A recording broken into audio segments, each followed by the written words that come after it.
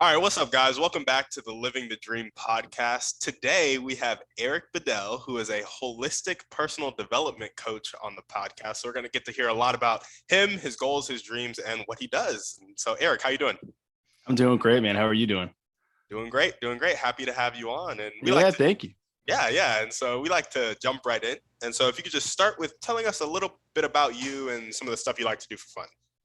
Okay, I can handle that. Well, I'm kind of like we were just chatting about real quick. Like I am born and bred in New York. Grew up on Long Island. We got two sisters. Great family support. Actually, I got super close with everybody again during the pandemic. Both my sisters gave birth. I got a brand new niece and nephew. It's been a highlight for me. My girlfriend and I live in Brooklyn now. Been here for a couple of years. I've bounced around. I've probably held like close to two dozen jobs in my life. And I think that's what allows me to be like the best coach that I can be, which is my full-time gig now. It allows me to, I think, be able to connect with people, a wider group of people on a deeper level, just having so many bizarre and awesome life experiences to kind of like pair with some of the knowledge around the technical knowledge of coaching and the psychological background that I have. And yeah, maybe that's a good place to start. You said some of the things I like to do too. Yeah, some things you like to do for fun. Oh man, I've been playing drums for a little over 20 years. I've been a touring musician for 15 of those. I love to cook. I love to ride bikes, man. I love to, I've been, since I found strength training, that's been like a big passion of mine. That's what kind of led me into being a coach, in a weird way. And, yeah, I don't know, lately, but just been doing a lot of cooking. Yeah, no, that's awesome. Hey, cooking is great because one, it's healthy food. Two, if you get good at it, it's good food. So Yeah. that's fantastic. Okay, so you told us that now you're a coach, you've held 24 jobs. Tell us a little bit more about what you do as a coach. Yeah, sure. Yeah. I think it varies from client to client, but the general process and mission are, to empower people to like be able to hold that space and ask the right questions and really listen on a deep level, so that I can empower people to aim in the best direction for themselves, figure out what that direction is, aim there, and figure out how they can take action to move in that direction. I think a lot of the process of coaching is just getting people to believe that they are capable of moving in that direction. So that's a big piece of it. And I think there's so much stuff that comes along with it, but I think it really comes down to being able to listen and hold that space for people to explore what it is they maybe haven't explored before or haven't thought of it in a certain way, get offered a different perspective. That's the general gist there, I think. Gotcha. Yeah, I love that. I love helping people like become the best version of themselves, knock down some of those barriers that are holding them back from doing the thing they want to do. And so I fully support everything that you do. Appreciate that. I mean, that's kind of, that's at least my observation of your mission here is doing a similar thing, like having people come on to inspire others to do what they wish to do. And so definitely. Yeah, absolutely. It's like inspiring others and also sometimes inspiring themselves. Like I'm totally open to people who, are kind of feeling aimless, and then we just talk through it on the show and get them going. I love that. So haven't had any of those guests yet, but I'm waiting. I'm waiting for one. They're coming. Somebody's listening to this right now, and they're going to be like, you know what? I could use that. Yeah, no, absolutely. Okay, tell us a little bit about your motivation and why you're getting up just day to day and what keeps you going. Ooh, that's big, man. I mean, I think maybe I'll start with a little context of like really how it got into coaching, because I think that's probably the biggest thing that gets me up every day now. When I was younger, I struggled with my weight. I was an obese kid. I struggled with disordered eating once I realized that, oh, people don't like me because I'm heavy, so I must be thin. That's like the move. And so I battled that for about 2 years. Finally got the help I needed then, at least to level, but it was an ongoing body image battle for many years until I found strength training. And that was kind of like the thing that allowed me to like put my feet under me and figure out how I could manage myself, my physical self, in a much healthier way. And so that kind of like informed me chasing this whole like physical pursuit. Meanwhile, like kind of simultaneously, once I figured out strength training, I was also going to college for psychology and sociology. And I like really I just went into it. I'd always been interested in how the mind works and why people do what they do. And pairing that with sociology. And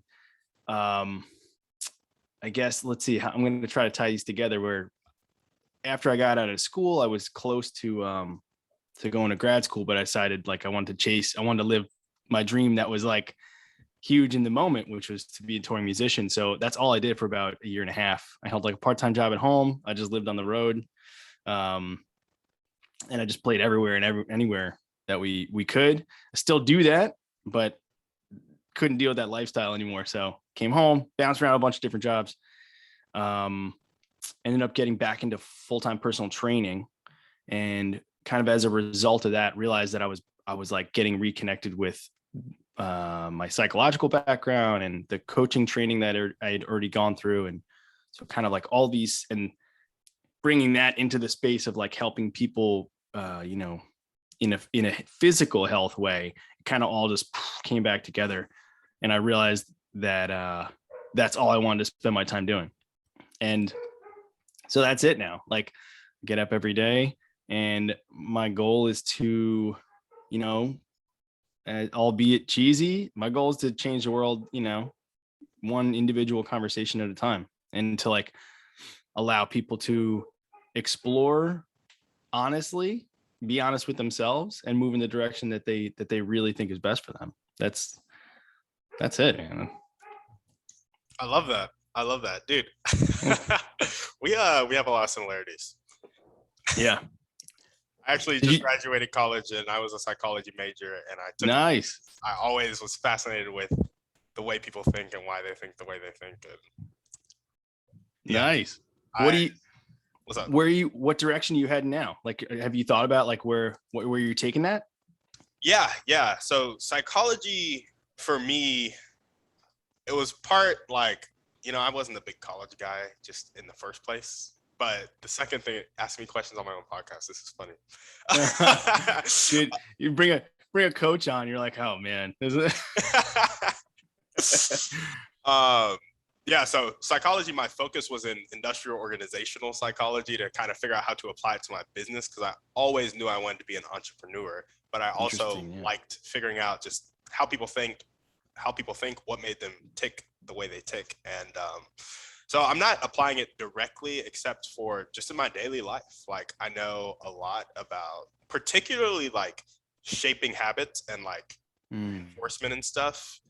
And I like to like talk to people, and I'm like, okay, like, where do you want to be? How can we get you there? And I just do that. It's just fun for me. Like, it's the thing that like gives me energy, which is kind of why I have this podcast. Cause I'm like, okay, what do you want to do? Who can we help you meet, and how can we help you do it to like get you going? And so that's amazing. Yeah. So I apply it just in my everyday life, but in terms of like professional career, the biggest way I'm applying it is this podcast of like kind of doing a very similar thing to you, but just not a one-on-one coaching, more trying to build a community around it. Yeah. I mean, I appreciate you just sharing that much, because what's interesting is that you're like, just using my day-to-day life, but that's everything. Like what doesn't exist in there, and every interaction you have with anyone, whether it's business, podcast, like your partner, your family, your friends, like if you can bring some level of, that toolkit that you like built from going to school for it, that's a win. Doesn't have to be like direct A to B professional, I don't think. Yeah. No, I completely agree and appreciate it. So hell yeah. So what's changed the world one individual conversation at a time, and that's kind of what keeps you up, gets you going. Definitely. Awesome. I love it. Okay, well, let's jump into this is my favorite part of the podcast. We get to talk about your dreams and your goals and how we can help you get there. So what are some of your dreams? So it's funny. I was like getting up this morning and I was thinking about this show, and I was thinking about the title of the show and the mission. And I was like, man, I have a real cheesy thought that I'm just gonna share here because it feels real. But I think it's always really important to have those big dreams, but I think it's also what's really powerful is when you realize that every day that you act on the path to that dream, you're in the active verb living of it. And there's no like destination there. And you get to experience those benefits as you're like on a day-to-day basis that you were acting in alignment with what that dream really is. So just maybe that is some like, hopefully some helpful context for whomever is like listening to this and grabbing it. But, in terms of like big stuff, I'm aiming, I want this coaching practice to just, it's already growing in a really great way. And I'm trying to get that to a great place, trying to like take care of all my clients the best I can. Definitely have ambitions to release a book eventually, perhaps do my own podcast. Love to have you on at some point if that ever happens. Yeah, for sure. But yeah, I don't know. I think what's the reason I was saying that was cheesy is because I think I'm kind of living it already. Like I'm in the day-to-day action process of like the things that I had been wanting to do for years. And that feels amazing. Those are, I don't know. Hopefully that answers it enough. Oh yeah, man. That's great. I think it's always a great thing to ask somebody, hey, what are your dreams and goals? What are the things that you want to do in life? And it's like, I'm doing them. Like, yeah, fantastic, man. That's what I want to hear. And that's also what I want my audience to hear. Cause I'm like, those things that you want to do, like not only can they be done, but it's like, you can start taking the steps and you can start getting the benefits of living in alignment with the things that you want now. Yeah. Why I appreciate that you said that. 100%. 100%. And if I can just throw one more thing in there, that sounds, I feel like it probably is a little, maybe it comes off as a little pessimistic, but I think it's very real, is that, you can dream up and imagine anything you want to do. And if you can create like an actionable plan to get there, it becomes a lot more practical and you can really do it. But I think sometimes, the analogy that I always think about is like Michael Phelps, like when he's swimming, only like every 4 strokes or so is he picking up his head to look at the wall, and like where he's going. The rest, his head's down and he's just acting. And I think that's like a good, that's a good analogy for, definitely think about where you want to be going and then just put your head down and do the thing on the day to day, because that's actually what gets you there. If you live in the clouds too much, the clouds move, they change shape, they change form. And you're going to find out that like, if you only live in that and not in the action in the day to day, you might even get to a dream that you didn't, you don't love as much anymore. Yeah. I don't know. I think about that often, especially with clients. Yeah, no, I really appreciate that. I know, I think I was really stuck in that, like living in the clouds, and still get stuck in it to this day, because there'll be a lot of things that I'm like, maybe I don't enjoy going to my W-2, maybe I don't want to do this, maybe I don't want to do that, and it's easy to just stay and daydream. But it's like, okay, if I want a podcast with like 100,000 monthly downloads, like, well, I got to record the podcast, so it's time like start taking action on it and executing. And so executing is a big one. Definitely. Yeah. Oh yeah. Awesome. So what caused you to take the first step towards I guess for you, making the leap from like personal training to like your coaching? Yeah. So that's, I guess I left out part of the context before of how I got into coaching is real vital here. Cause it was like the catalyst I didn't realize was the catalyst. So I was married and I went through like a pretty traumatic divorce, and it was pretty nuts. And a close friend of mine who's a therapist and also a coach, actually, he was just like throwing me positive psychology stuff and like coaching work and whatever else. Like, he's like, dude, just like soak this up. Like, this is a good time for you to like be surrounded by these types of mental frameworks and thoughts and ways to approach, the shit you're going through. And so like, I kind of, I realized that simultaneously I was seeing therapists, and I was like, wow, the coaching methodologies are so much more helpful for me than therapy. It can vary and they have different applications, but at that time I was like, wow, and it just was like this thing where I said, you know what? I have this background in psychology. I've always, like, one of the jobs that I had back then, like early years, was I worked in a special ed preschool. I worked in public school for a while. I was always a mentor with like young kids. There's always this and I was always managing people in different jobs. I ran a concert venue for like almost 7 years Oh, wow. on Long Island. It was crazy. Oh, that's a whole other, it's crazy. But I was always like kind of working with people.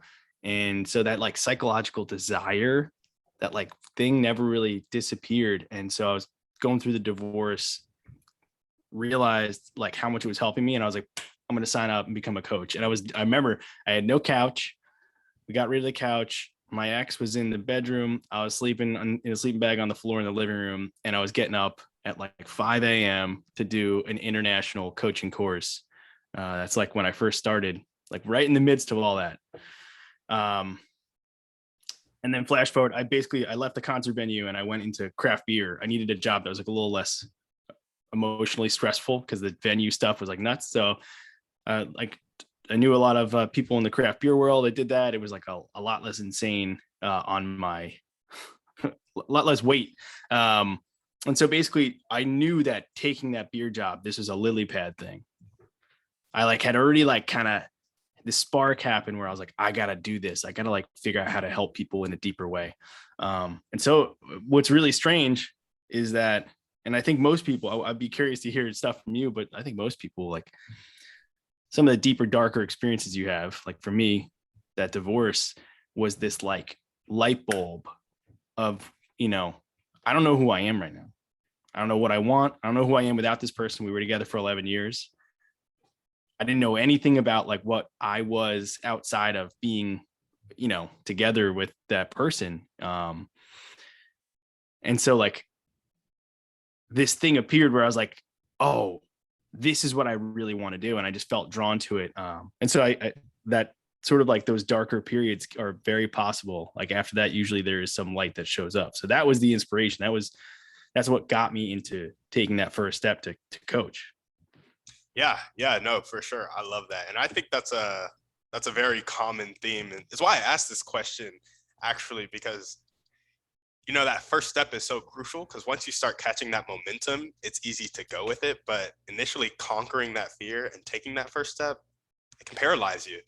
And so, there's always something I feel like that kind of triggers you, that makes you realize that the thing that needs to happen, the thing that you need to do, the thing that some people put like called to do, your purpose, what you feel is like your highest and best use, basically, is so much more important than the fear that's holding you back from doing it. I think definitely. You realize that, you can go for it.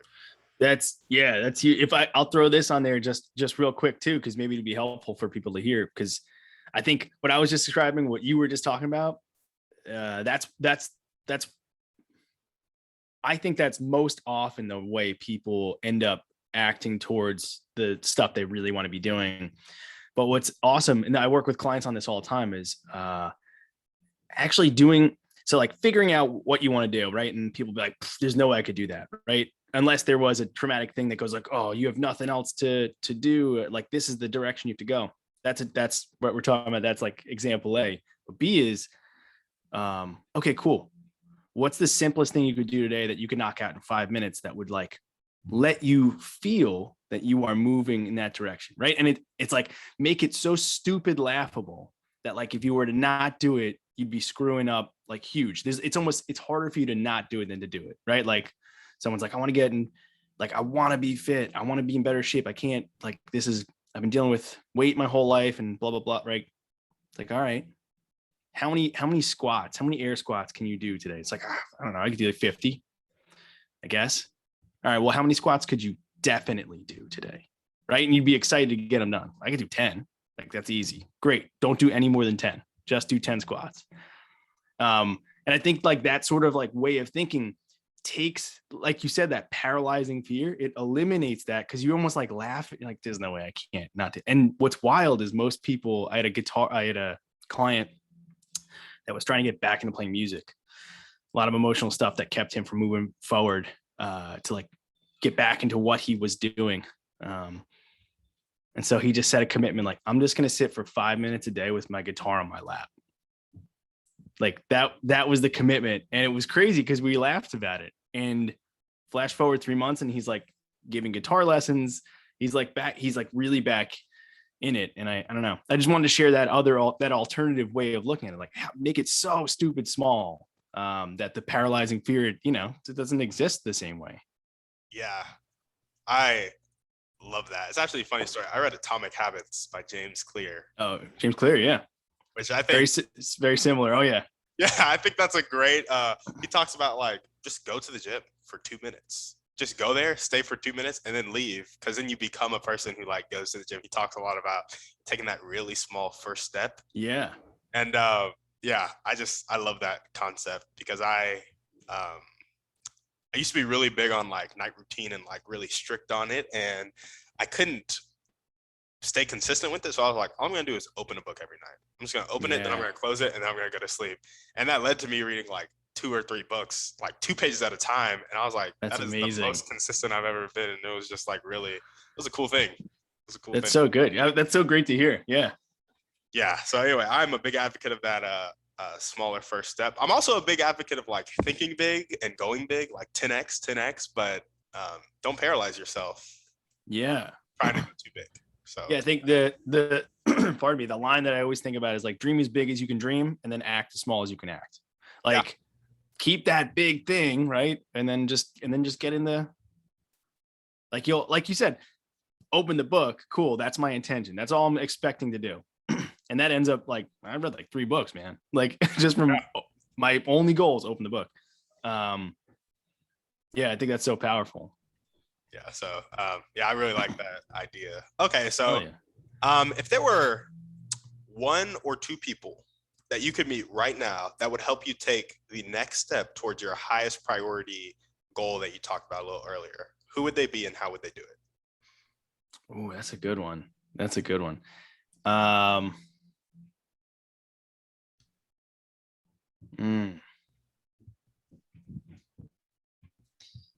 What's funny is like, so the first person that comes to my mind, just because of the reach and the platform and the approach and like the listeners, the like the audience receptivity to information and like real dialogue is Rogan. And he's like right in Austin, which is funny. I didn't know that, actually. Yeah, he was, because he was in LA. His podcast, he lives in Austin now, and his podcast studio is in, or at least maybe right outside of Austin. Gotcha. Yeah, but I mean, what's great is I think about like, well, that's, I would love to have a conversation about like what I'm up to.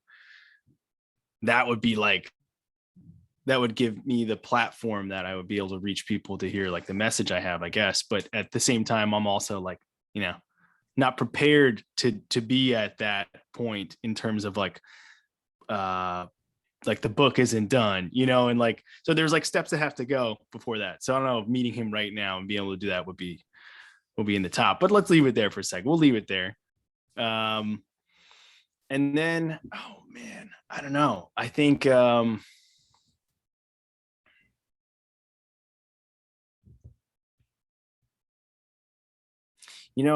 I really wish I could have met Bruce Lee. I really wish I could have met Bruce Lee. And like, what's fascinating is that I'm not a martial artist. I've never practiced martial arts. It's not that draws me to him. It was the like, he understood himself in a way that like you don't really see people getting to that point, at least not until they're much older. And so his philosophies you could feel how real the things were, like that he would say. And like, he died young. Yeah. But you just like the wisdom there is just like, I think you can only get that from really spending time being real with yourself, being honest with yourself, and like, yeah, being more introspective. So I don't know. Yeah, those are all right. Those are the two that come to me, at least in the moment. I feel that Joe Rogan and Bruce Lee. I guess a little follow up is there somebody who's maybe one or two steps ahead of you in your dream or goal that you could meet that would help you take the next step that you know of? Got it. Yeah, that's a good one. I mean, I would love to meet Brooke Castillo. She's a really impressive both entrepreneur and coach. She created the life coaching school. And she's created her own like coaching model and all her own curriculum and her own like sort of perspectives. And she's like, I mean, I don't know if it's technically the number one, but she's definitely in the top 3 highest paid coaches like on the planet. And that's not like a big mission for me. But what that says to me is like, you kind of figured it out. You figured it out. And I would love to say like, to pick her brain, that I would, and ask her what was her first step in like moving from like a small one-on-one coaching practice to like growing this, offering this school and creating this methodology and stuff. So yeah, Brooke Castillo for sure would. I think that totally fills that question. Awesome. Brooke Castillo. That's awesome. Okay. So now if you could name the most important one or two things that everyday people can do to help you accomplish your highest priority dream, what would they be? One or two things that everyday people could help me do, or could help me. That everyday people can do to help you. So I was like, maybe it may be like calling you up and having a conversation. It may be like shooting you referrals. It may be like book recommendations for you or something. Like, what can everyday people do? Yeah, I mean that's a good one. I like that. I like that frame. Yeah, I think it's okay. There's like two things that are coming to my mind. Number one, you actually named it, and it's if we've ever had a conversation and you felt like supported, you felt like there was a space for you to explore the shit you really want to explore, and you had, you walked away feeling empowered towards, you walked away with something from a conversation we had, whether it was coaching related or just passing conversation, whatever. Yeah, any sort of like referral, if you're like, this person I'm in front of is struggling to do XYZ or whatever, referrals coming to me mean the world. So that's definitely like number one. The second thing, which is I can't help it, man, I'm a coach.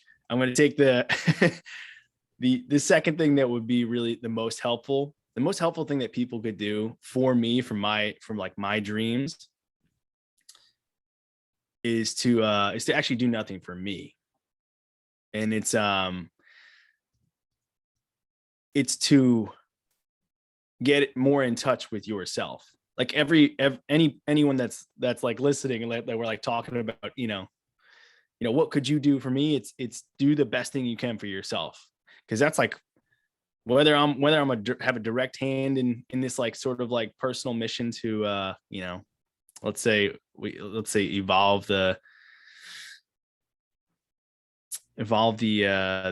consciousness of the planet, let's say. I don't know, that sounds a little too ethereal, but like, I think the best way we can get there is if everyone makes a commitment to live their highest possible aim. Like, do that for yourself, and that absolutely helps me. Like, Yeah, I don't know. That's because that's the goal anyway. Yeah, So yeah, no, absolutely. You're a coach. it's like, damn, man. No, that's awesome. I appreciate that because Oh yeah. I am also the same way. I love people just doing what's best for them, and that's what I'm there to help them do. Do what's best for them. Yeah. So it's like Hell yeah. I'm right there with you. Okay, so now we're gonna jump Appreciate into that. our thriving three, and these are like Okay. three questions I like to ask people to figure out how they're thriving in life because I think thriving is an important thing. And if you give any tips or tricks that maybe shine a light bulb for somebody in their life, that's what the goal is here. And so the first thing I'm going to ask you is what's your Love it. favorite book, movie, or podcast? Oof. All right. Maybe I'll do one of each. Go for it. I'll knock them out. I mean, movie.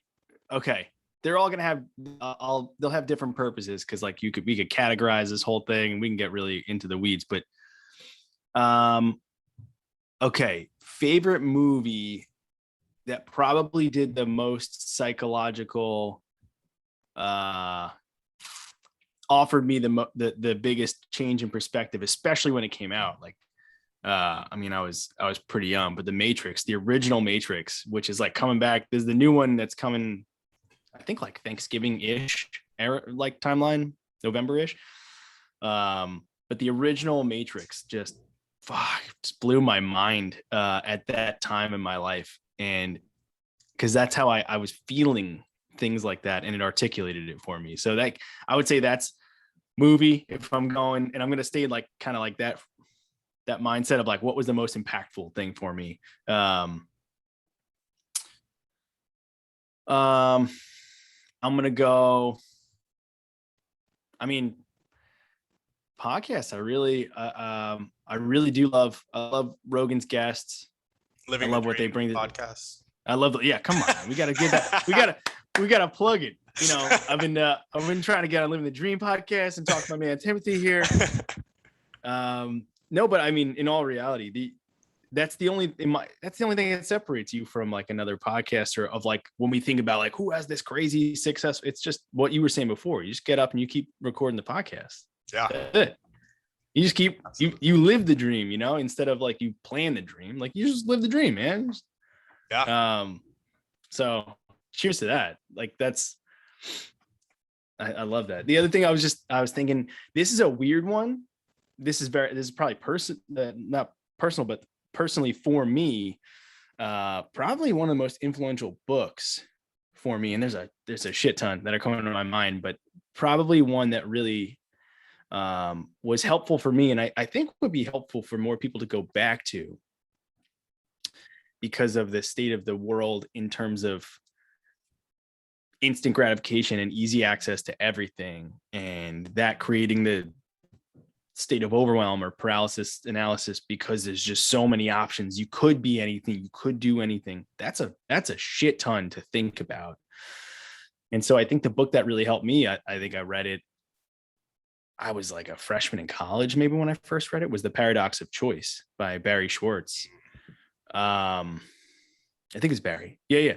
And man, because that book is not the intention was not what I grabbed from it. It's about consumerism, right? It's about like, there's too many options and that creates a state of stress and fatigue, and like, is really having more options in the market, better. And that's kind of like the mission of the book. I hope I'm doing it justice there, but it's with everything. I think it's with life choices. It's, partner choices. It's choices, period. Like knowing that everything is possible can be like too much, way too much. So I think that's like it's just like you figure out what is the best for you right now, right? You figure out what your evaluation system is, and then you just do something in that direction, because otherwise you're spinning tires and you wake up and you're 75 and you're like, shit, I've not done the things I wanted to do. I thought about too many different things. So I don't know. Yeah. Paradox of Choice. That's a book that I highly recommend for anyone that's like, that feels that sense of overwhelm. It gives you a nice perspective. Awesome. I love that. I love it. And so what is one way you like to care for yourself? I think you've mentioned this earlier. I mean, I think exercise is probably a big one that came up. Yeah. Yeah, that's good. You know, in the last like 2 years, so historically, I'd always answer it like, yeah, man, like Mark Twight. I don't know if you're familiar with him. He's the you remember the movie 300? Oh yeah. Yeah, so he was the lead trainer. He ran a facility in the Midwest called Jim Jones, and he was a lead trainer for like that whole cast. That's why they look fucking out of their minds, like crazy. And I mean, he's done a ton. He's worked with a ton of other like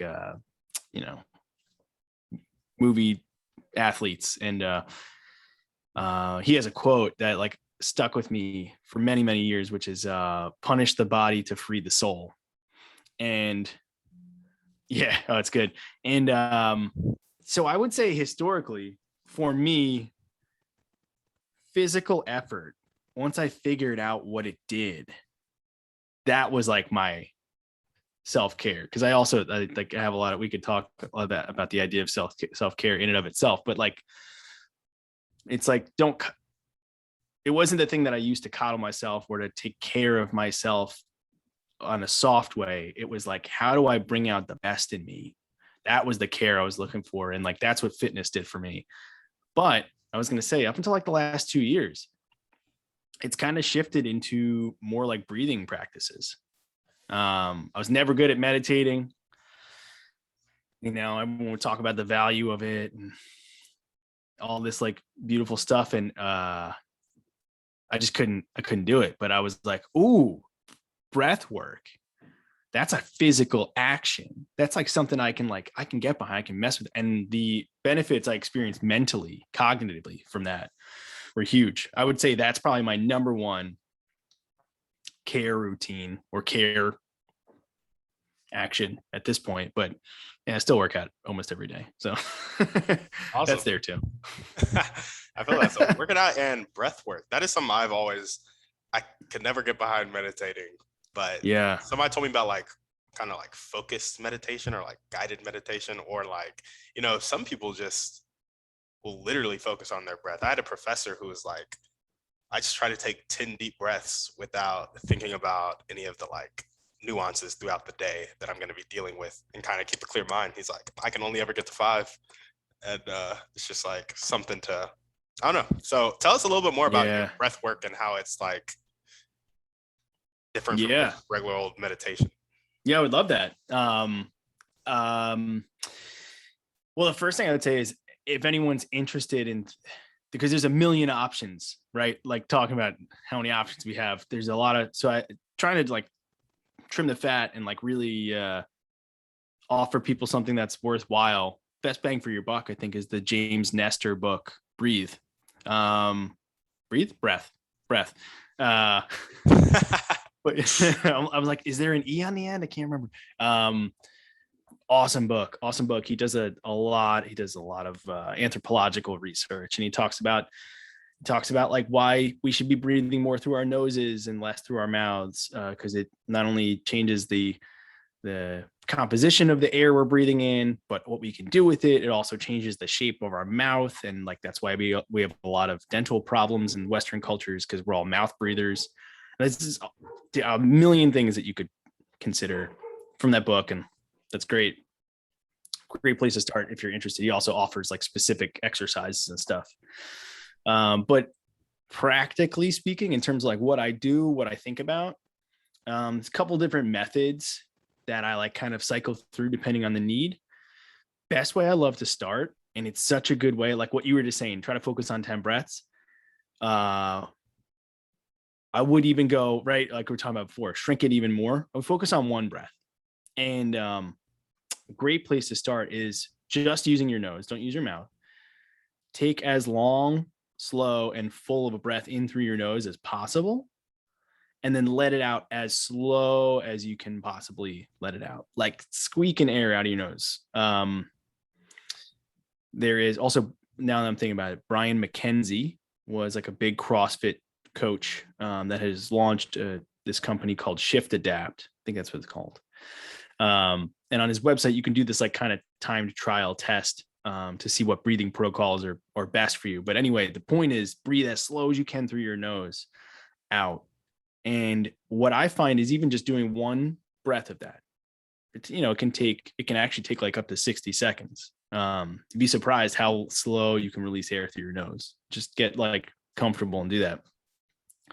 Just that practice, that one process alone is enough that you realize all you've been thinking about for the last 60 seconds is this breath.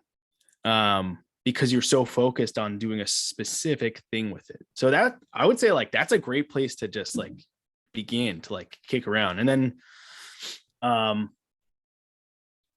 Wim Hof breathing, is really cool. And he's obviously pulled a lot from old Eastern culture and culture practices and philosophies, but basically you're doing like 30 big rapid breaths, full breaths in and out. He's using mouth breathing to sort of like, so whatever, we can get nerdy about like what that does, but right, you're doing like 30 breaths big, and then on the 30th breath you release all the air, and then you hold your breath for as long as you can, right, with after the exhalation, so you have no air in you.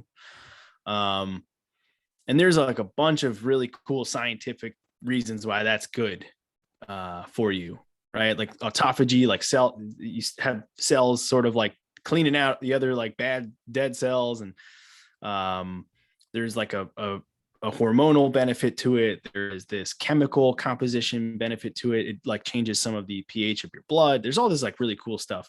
Some of it's like more supported than others by like really good clinical research, but there's a lot of, I mean, the dude, he was like, all right, man, inject me with E. coli and I'll be fine. And he was like, he like fought off E. coli on video. You could definitely watch that. I mean, he was also taunting people at the beginning of the pandemic. He's like, go ahead, shoot me with fucking COVID right now. Let's do this. And no one took him up on it. But he was like, I'll be fine. But because he was like the mental control and the immune response that you can create from this breathing practice is superior to this bug or whatever. But I digress from all that. The important thing is, right, he was like, when we talk about letting go of that air and holding, let's say, for 90 seconds without breathing,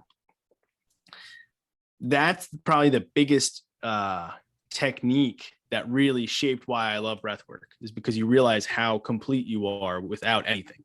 You got nothing in you. You have no air. And you realize how peaceful that is.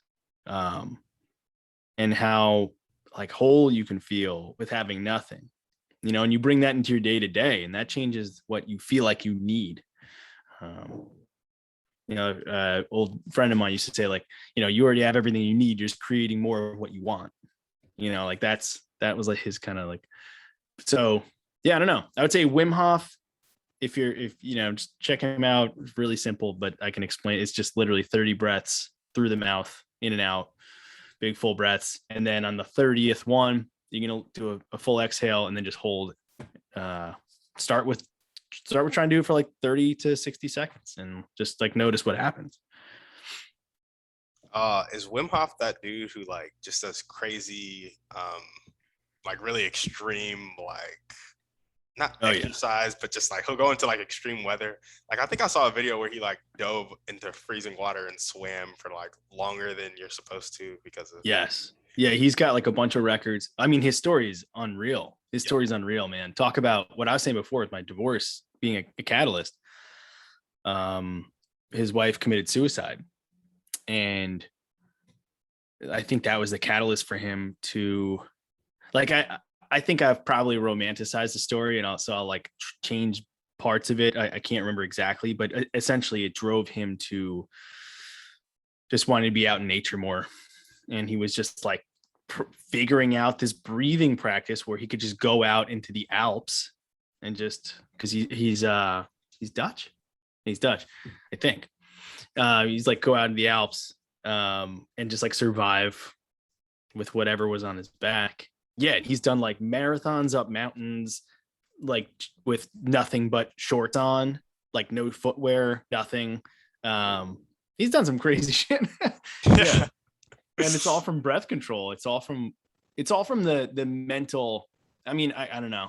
I think some of it's really hard to like empirically measure, but Yeah. yeah, You he's a know, super beast. it's so funny that you're mentioning breath work so much. I don't know if you're an anime guy, but whoever is listening out there that is an anime person, if you've watched Demon Slayer, there's this thing that they call total concentration breathing, and it's how they are like, it's total anime, total fiction, but it's I love how this. they are like going from, just everyday humans that can just do like normal physical tasks to like super speed and like being able to like sling their sword and like just train really hard. And it's just total concentration breathing. I was like, I've heard a lot of stuff about breathing, and I'm like, I don't know if it can make you travel at super speed, but I think there's something to do with breathing, and you're like validating that for me. So I anyway, love this. No, yeah. no, don't anyway that. That's amazing. Anime just holds a lot of truths in it. So I'm not even a big one. My girlfriend's big. She got me into like the classic, like Miyazaki type stuff. But that's a whole different world of anime, I guess. But yeah, no, it holds the truth. What is it called? Demon Slayer? Yep, it's Demon Slayer. The second season is actually out right now, so if you get hooked, you won't be left on that cliffhanger at the end of the first season. Dude, yes. Demon Slayer, power breathing. I got it. Yeah. Or what is it called? It's total concentration breathing is how they translate it in the English subtitles. I love it. All right. I'm gonna do some investigating. Yeah, it's really cool. They were like, because you have the beginning. This is so nerdy. I'm sorry. No, it's great. You got the beginner demon slayers who are kind of like they've mastered their breathing to a certain level, so they can perform at a certain level. But then you have the guys like at the top, and he was bleeding, and he coached a beginner through like clenching the like cell so he can stop the bleeding with his breathing. Yes. And it was just like, I want this to be true, and it is like kind of. Yeah, that's amazing. I mean, that's the next, Wim Hof. If you should be listening to this, we're trying to see you stop yourself from a bleeding wound. That's what we're trying to say. Exactly. It's possible. Awesome. Well, I guess the last question is, what is one action step that you can take right now? And we'll add a contingency here to either continue like accomplishing your dream or meet the people you need to meet to like take that next step. Like I said before, I guess like I'm kind of living the dream, like by doing the actions I need to do on a day-to-day. In a lot of ways, I think this certainly qualifies as one of them. I'm on a podcast talking to someone who has like a really similar worldview in terms of spreading a certain mission and message. So like I'm doing that action now, I guess. But after this, let's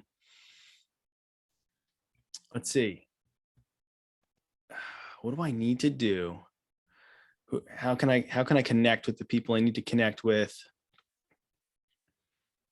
I think it's just this, man. I think it's I'm going to try to full circle this. You were saying before, like I'm not doing anything specific with my psychology degree, not like directly.